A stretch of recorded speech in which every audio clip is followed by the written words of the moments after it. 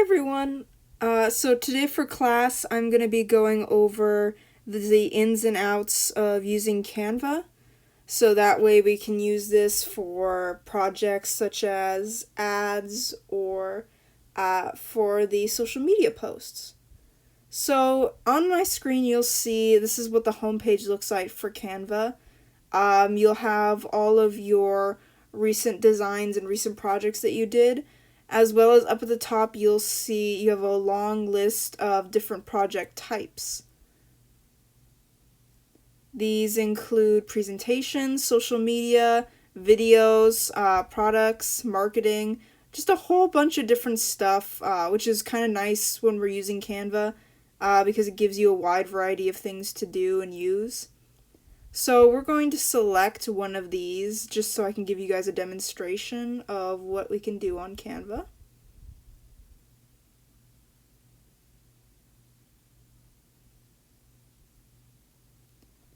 So this is what the page will look like once you open up your design. We can see right now we have a blank slate. Sometimes, depending on like presentations and that, they will give you different options such as the templates and that to look through. But for right now, we're just going to be using this blank one for class. So to the very left, we'll see different menus that we can toggle through. The first one is templates, and these would be the pre-designed, guides and whatnot, like I said before, that we could use. Next is elements. These are going to be everything from your graphics, lines, photos, videos, frames, charts, pretty much anything you can possibly think of is going to be under here. So we'll be using a lot of these for building backgrounds, adding designs and stuff, especially on the smaller ad posts. And next we have the upload section. This is where we'll be uploading photos from events or of people for the ads. And here you can also record or add videos, but we're mostly going to be focusing on images since most of the posts will likely be stills. Next we have text. The three main texts are headings, subheadings, and body text. But as you can see underneath, they have a bunch of specialized text. Mostly, we would be using these for titles. And we'll get into a bit of that when we talk about typography for graphic design later this week. And those will be the main sections that we'll be using, those for creating our ads. And now we're going to go into some of the other features you'll find on Canvas. So one of the things you can do is click on the background of the image if we wanted to just add a simple color to the background. All you do is click on it till it's highlighted in that purple line. Click on the very top left where we'll see that little rainbow square. And from there you're allowed to pick either from color palettes that you've selected, or you can add in other colors that you choose. So next, I'm actually going to show you guys, what some of the things you can do while editing, because you can take some of these graphics and edit them.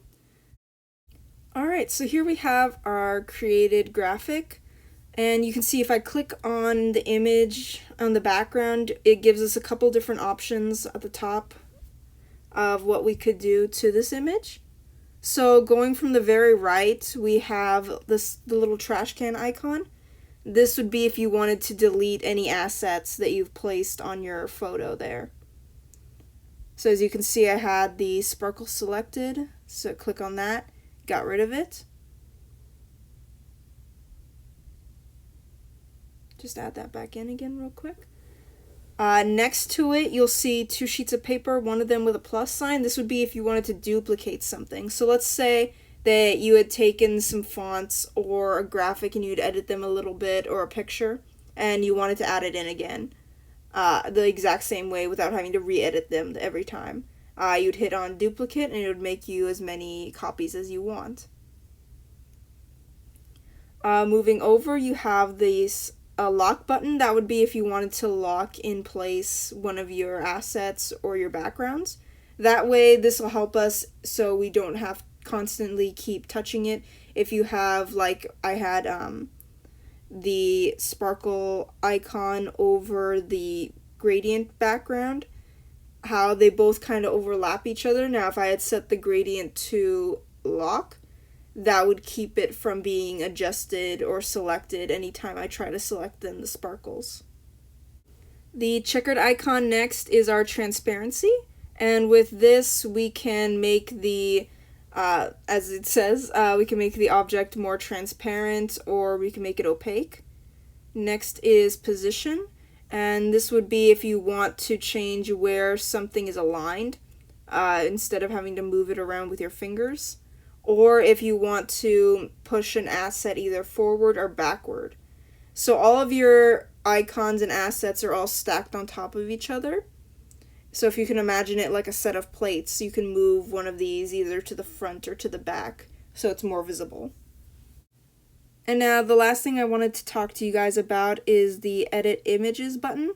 And it's pretty self-explanatory. So when we upload photos, we'll be able to make adjustments, add a bit of face touch-ups and stuff here and there. And we can also use one of their features to remove backgrounds. And I've used it last year. It's actually pretty decent at removing the backgrounds. There's no pixelation around the photos or the silhouettes. Alright, so that concludes our intro to Canva. I hope you guys found this helpful, and I encourage you though to look through any of the other settings that I may not have covered. There's a lot of cool things to do. There will be an assignment where you guys can play around a bit more with some of the Canva settings. So take advantage of this opportunity to learn a bit more and figure out, how your workflow is for the year. All right, thank you guys.